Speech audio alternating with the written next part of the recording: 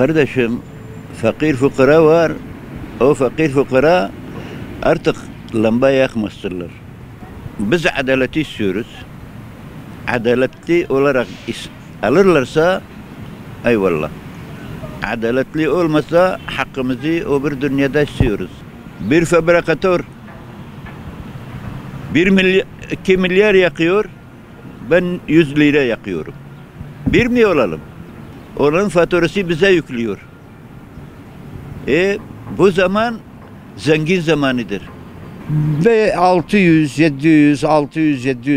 geliyor bana cereyan. Ödüyorum, hakkımı ödeyeceğim. Ben hakkımı ödemek mecburiyetindeyim. Varsa da yoksa emekli değilim. Maaşım da yok. O gene de her şeye de razıyım ben. Millet fakir fukaradır. Milletin her şeyini doğru dürüst yapmasını gerekir. Millete de biraz haksızlık etmesinler. Millet fakir fukaradır. Geliri yoktur bazen. Benim gibi bir gariban bir kişiyim ben. Benim ne emekliliğim var, ne maaşım var. Evim kirayla. O gene de Allah'a çok şükür ediyorum. Şükürler olsun. Yalnız millete eziyet etmesinler. Adaletli olsunlar.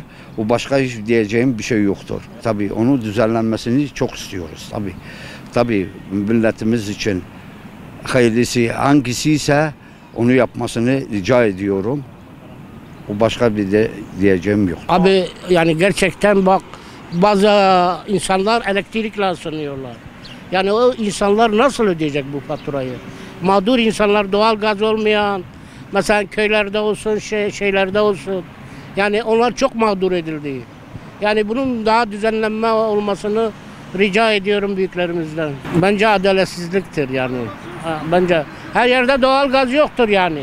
Yani buna bir tasarruf diye kabul etmiyoruz. Yani malum doğrudur, hani tasarrufun önüne geçmek için. Böyle geçilmez, ona zulüm deniyor, zulümdür. Bizi kapsamıyor zaten, ben baba elektrikle de yararlanmıyorum. Benim için hiç mantıklı değil. Buna enerji tasarrufu da denilmez. Düpedüz soygundur. Tamam canım. Biraz böyle.